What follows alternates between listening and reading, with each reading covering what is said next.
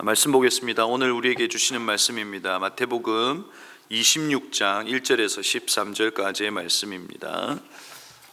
마태복음 26장 1절부터 13절까지의 말씀을 우리 한 절씩 교독하며 보겠습니다. 예수께서 이 모든 말씀을 마치셨을 때에 자기 제자들에게 말씀하셨다. 너희가 아는 대로 이틀이 지나면 유월절인데 인자가 넘겨져서 십자가에 달릴 것이다.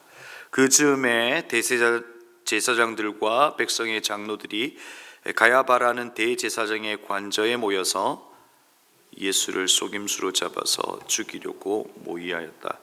그러나 그들은 백성 가운데서 소동이 일어날지도 모르니 명제례는 하지 맙시다 하고 말하였다.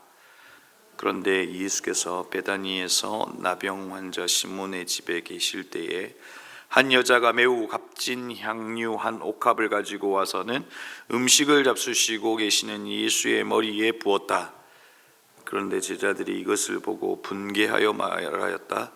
왜 이렇게 낭비하는 거요? 이 향유를 비싼 값에 팔아서 가난한 사람들에게 줄 수 있었을 텐데요. 예수께서 이것을 보시고 그들에게 말씀하셨다. 왜 이 여자를 괴롭히느냐? 그는 내게 아름다운 일을 하였다.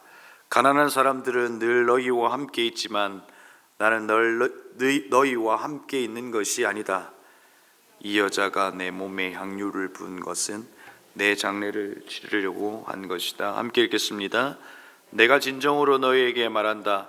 온 세상 어디서든지 이 복음이 전파되는 곳에서는 이 여자가 한 일도 전해져서 그를 기억하게 될 것이다. 아멘. 여러분, 오늘은 두 가지의 질문으로 시작하려고 합니다.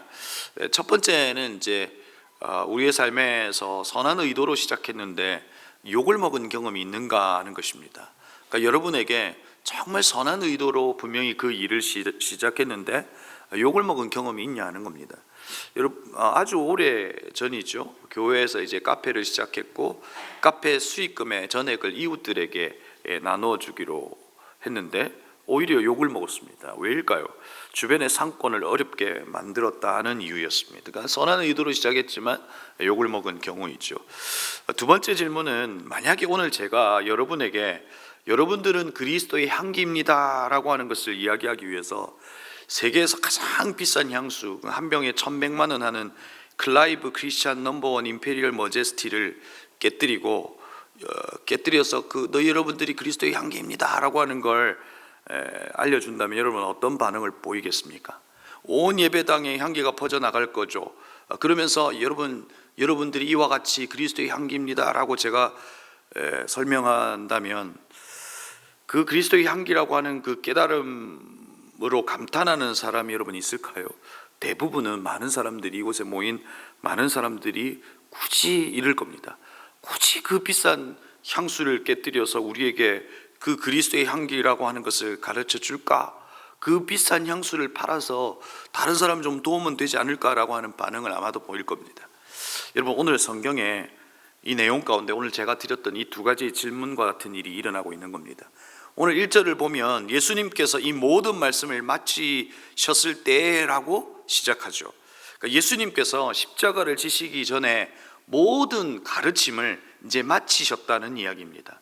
오늘 본문 이전에 어떤 내용이 기록되어 있냐면 마지막 때 이야기와 재림의 사건을 말씀해 주셨어요. 그러니까 재림의 사건까지를 가르치셨고 이제 모든 가르침을 마쳤다라고 하는 이야기입니다. 그리고 2절에서는 6월절에 예수님께서 십자가에 달릴 것이다 라고 하는 이야기를 이야기하고 계시고, 그리고 3절과 5절에서는 앞으로 일어나야 할 일을 마치 시나리오를 쓰듯이 상세하게 말하고 있는 거죠. 이렇게 상세하게 말하고 있는 이유가 뭡니까? 이 모든 죽음의 이 시나리오의 주도권을 하나님께서, 예수 그리스도께서 가지고 계시다는 것을 이야기하고 있는 것이죠. 그리고 여러분, 오늘 성경을 보니 오늘 이 시기가 6월절입니다. 여러분, 6월절은 출애굽 당시 이스라엘을 구출한 날이죠. 그러니까 구원의 날입니다. 기쁨의 날입니다. 그러나 구원의 역사인 동시에 어린 양의 희생이 있었던 날입니다. 어린 양의 희생과 문설주의 그 피를 바름으로 그들이 패스오버, 그 죽음에서 넘어갈 수 있었던 날이 6월절입니다. 오늘 이 6월절 날에 이 일이 있게 하시겠다라고 하는 이 이야기는 예수의 죽음으로 백성을 구원하기 위한 이 죽음은 대속적 죽음이라고 하는 것을 이야기해 주고 있는 것이죠. 그리고 이 말씀을 하시는 이때에 한 여인이 향유 옥합을 머리에 붓는 일을 보고 있습니다. 여러분, 이 모습을 보고 제자들이 분개합니다. 왜 이렇게 낭비하는 거요? 라고 외칩니다. 그런데 여러분 이 장면에서 뭔가 좀 다른 것 같은데 라고 하는 거 느끼지 못하셨어요? 내가 알고 있는 향유 옥합의 사건은 향유 옥합을 분명히 깨뜨리고 머리가 아니라 예수님의 발에 부었는데 라고 하는 어떤 다른 점을 찾지 않으셨냐 하는 거죠. 그러니까 오늘 우리는 이 말씀을 통해서 3가지 정도의 의문을 한번 풀어야 합니다. 오늘 찬송가의 가사에 찬양을 하면서 너무 높이 올라가서 너무 낮게 불러서 다시 불러야 하나 이 생각도 했긴 했지만, 여러분 찬송가의 가사에 보면 값비싼 향유를 주께 드린 막달라 마리아 본받아서라고 기록되어 있죠. 그러니까 이 여인이 막달라 마리아일까? 라고 하는 걸 생각해 봐야 돼요. 그리고 발에 향유를 부었다라고 우리는 알고 있는데 오늘 성경은 왜 머리일까? 한번 생각해 봐야 됩니다. 그리고 당시의 향유는 도대체 무엇이었기에 예수님께 부었을까? 그리고 향유를 부은 사건은 왜 남성은 없고 여성이었을까라고 하는 이 의문을 좀 풀어야 합니다. 먼저 사복음서에는 향유를 붓는 사건이 4군데에 기록되어 있습니다. 그러니까 마태와 마가복음에서는 동일한 내용으로 기록되어 있고 6월절이 있기 전 이틀 전에 나병 환자 시몬의 집에서 일어난 일입니다. 그러니까 아마도 예수님께서 이 시몬이라고 하는 사람, 나병이 걸린 시몬이라고 하는 사람을 치유했을 것이고 그 집에서 벌어진 일이죠. 그런데 누가복음 7장을 보면 갈릴리에 있는 한 바리새인의 집에서 일어났어요. 다르죠? 그리고 요한복음 12장에 보면 나사로의 집에서 일어났습니다. 6월절 엿새전. 우리가 주로 알고 있는 것이 바로 요한복음 12장의 내용이죠. 우리는 이것을 어떻게 해석해야 할까요?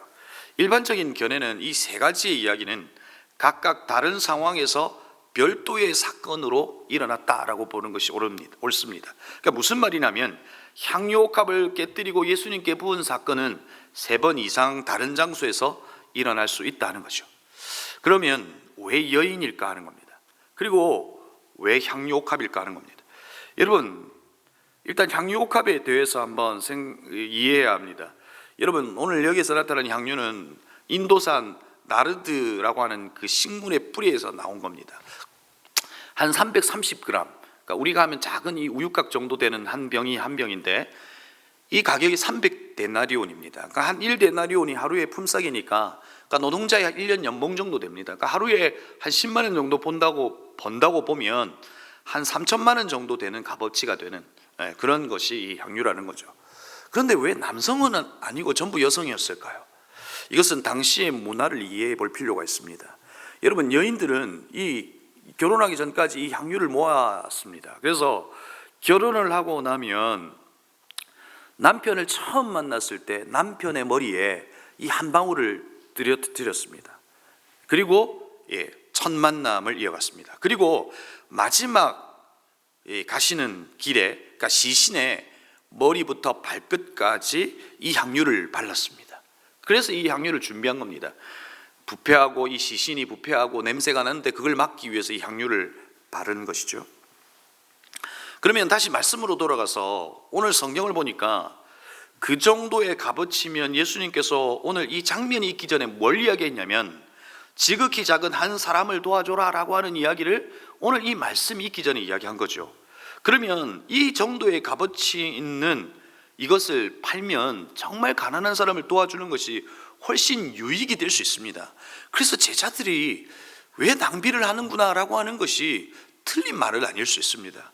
그런데 예수님께서 그 여인을 괴롭히지 말라라고 말씀하시고 제자들은 낭비라고 이야기하지만 예수님은 아름다운 일이다라고 이야기합니다. 개역 개정은 좋은 일이다라고 이야기합니다. 어떤 의미에서 말씀하셨을까요? 오늘 그 부연 설명이 11절과 12절이 있습니다. 여러분 11절과 12절 한번 보시겠어요? 가난한 사람들은 늘 너희와 함께 있지만 나는 늘 너희와 함께 있는 것이 아니다. 이 여자가 내 몸에 향유를 부은 것은 내 장례를 치르려고 한 것이다. 뭘 이야기하고 있는 것이죠? 우리는 예수의 죽음을 알아요, 그렇죠? 예수의 죽음의 의미를 안다고요. 예수님은 향유를 바르지 못한 채 무덤에 안치되셨어요. 여인의 이 행동은 예수님의 죽음을 내다본 행동이었어요. 제자들은 예수의 죽음을 내다보지 않았지만 이 여인은 예수의 죽음을 내다보고 이 향유를 부은 겁니다. 여러분, 그 증거가 어디 있습니까? 여인이 머리를 풀었습니다. 당시에 지극히 슬픈 일이 있을 때, 그리고 죄를 짓거나 슬픈 일이 있을 때 남자들은 죄를 뿌렸고 여자들은 머리를 풀었습니다. 그러니까 예수님께서 십자가에 죽으시는 그 죽음을 알았기에 이 여인은 머리를 풀고 향유를 부은 겁니다. 그리고 예수님의 머리에 기름을 부었습니다. 왜 머리일까요? 그리스도는 기름 부음 받은 자이다라고 하는 왕이신 예수님을 이야기하고 있는 겁니다. 왕이신 예수의 죽음을 이야기하고 있는 것이죠. 그리고 오늘의 이 이야기가 복음이 전파되는 곳에서 기억될 것이다 라고 이야기합니다. 오늘 여자가 향유를 부은 이 사건이 복음의 소식에 기억되고 그리고 기록될 것이다 라고 이야기하죠. 어떤 의미에서 이 이야기를 하고 있을까요?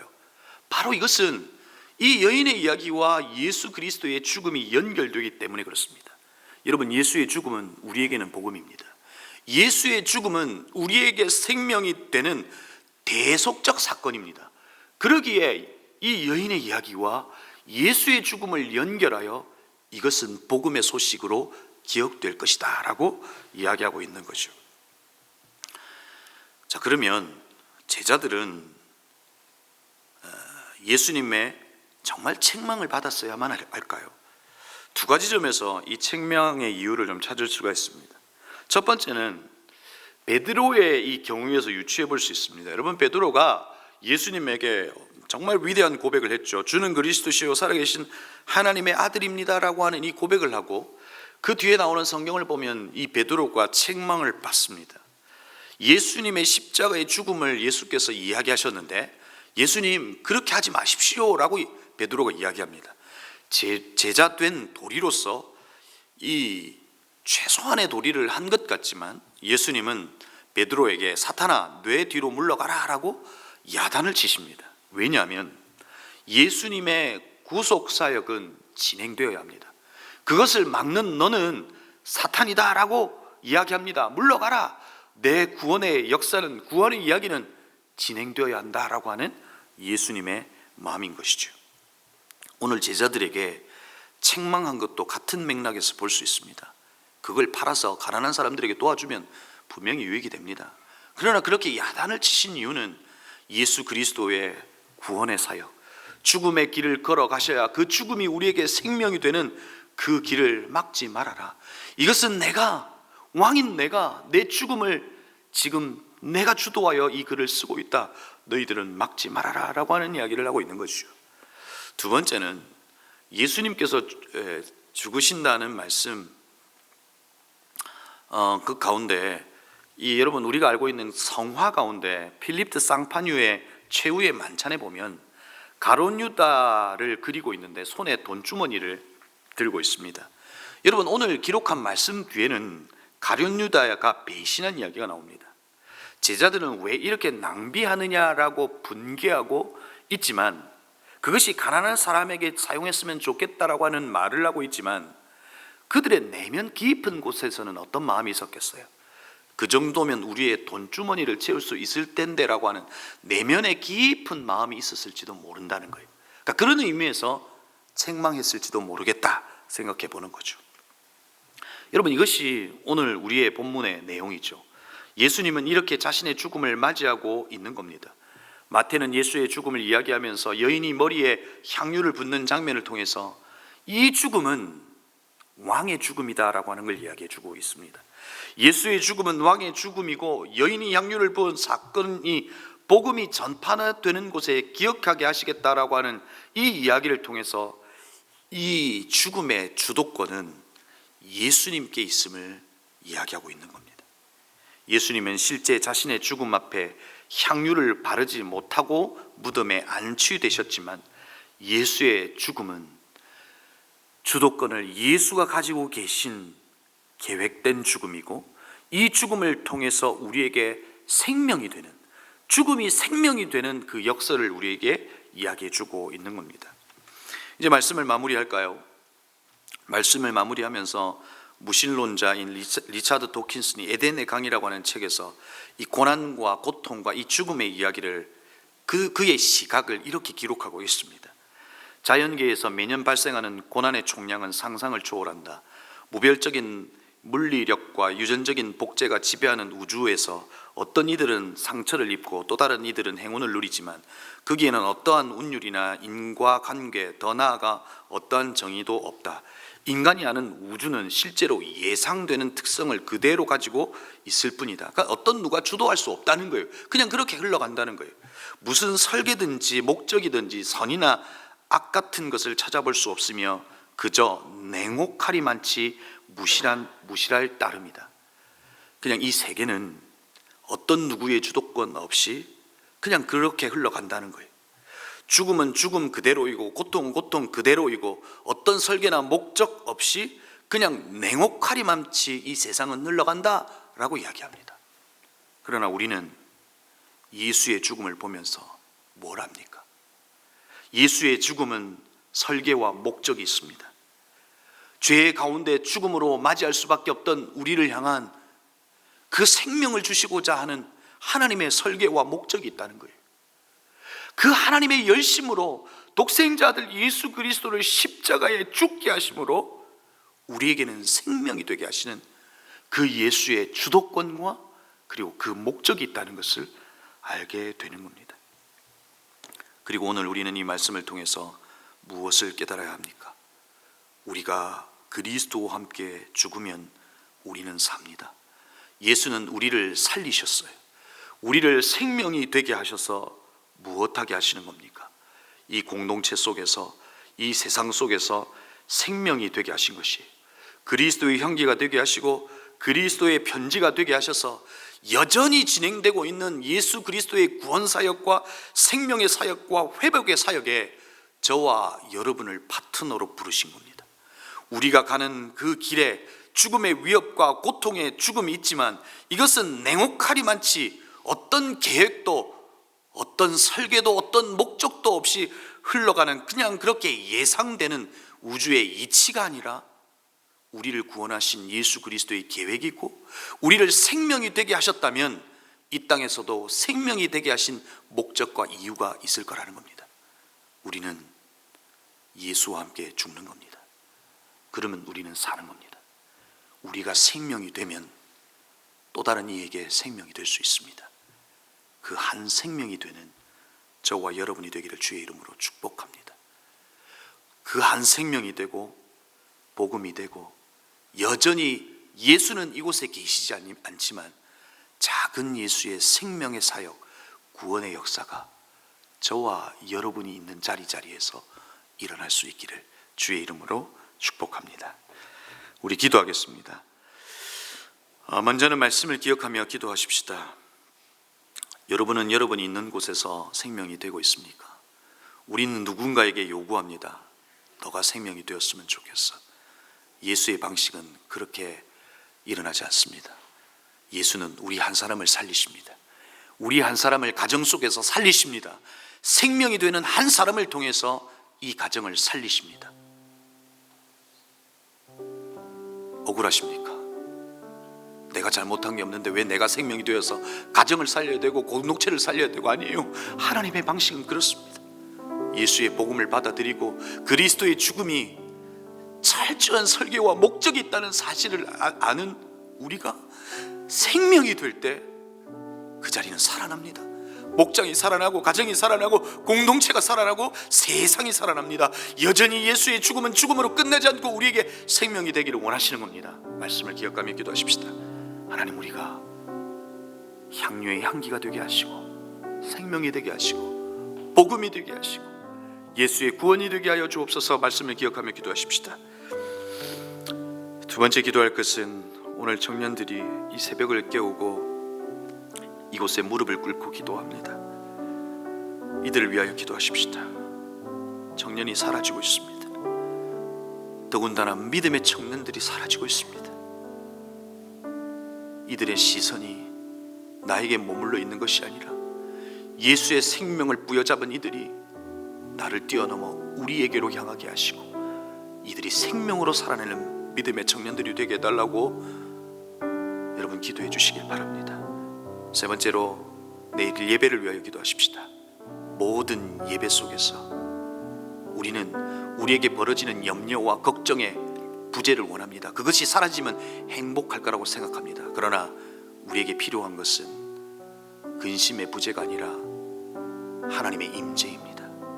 모든 예배 가운데 하나님의 임재가 있게 하여 주셔서 우리의 근심과 우리의 염려를 몰아내게 하시고 우리 안에 하나님이 가득 차 있는 그런 생명력 있는 예배가 모든 공간 안에서 예배의 시간 속에서 일어날 수 있게 해달라고 말씀을 기억하면서 청년들을 위해서 우리의 모든 예배를 위해서 시간 합심으로 기도하시고 여러분이 가져오신 기도의 제목으로 함께 기도하시겠습니다.